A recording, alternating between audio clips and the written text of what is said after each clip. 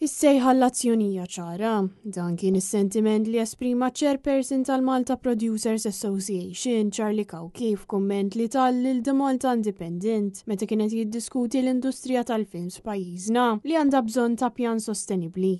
Cauchi saħaq li jeħtieġ li jkun hemm pjan li jindirizza n-nuqqas ta' finanzjament lejn il-produzzjonijiet awdjoviżwali lokali hekk kif dawn il-produtturi qed ikunu stmati bħala insinifikanti.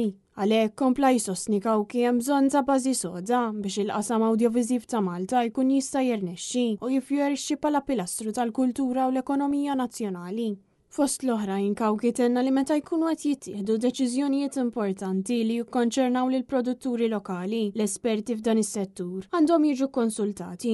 Dan hekk kif ħafna drabi bosta producers lokali ma kellhomx aċċess għal fondi sostenibbli biex ikunu jistgħu jaħdmu f'dan is-settur. Barra minn hekk, kompla jispjega Cauchi bosta kienu dawk li wrew it-tħassib tagħhom dwar l-iżbilanċ bejn dawk li jaħdmu fis-settur tal-films u dawk li jaħdmu fi produzzjonijiet lokali. B'dawn tal-aħħar iħossuhom li mhumiex apprezzati biżżejjed.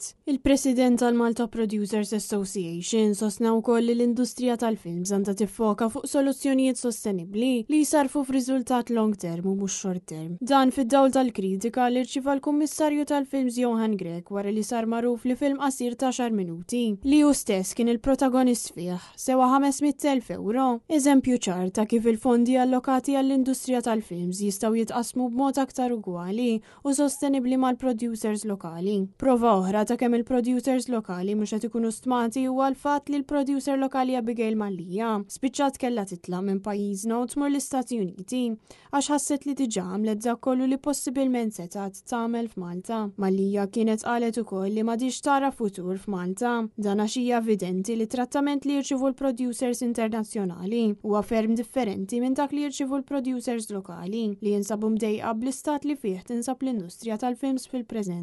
Cauchi temm jgħid li l-Malta Producers Association se tkompli taħdem biex l-industrija tal-films tkun waħda sostenibbli u għalhekk mill-ġdid sostna l-awtoritajiet relevanti għandhom jiddiskutu mal-esperti f'dan is-settur biex il-ħaddiema lokali jħossuhom prezzati u jkollhom il-fondi li tant għandhom bżonn biex ikunu jistgħu jaħdmu f'dan is-settur.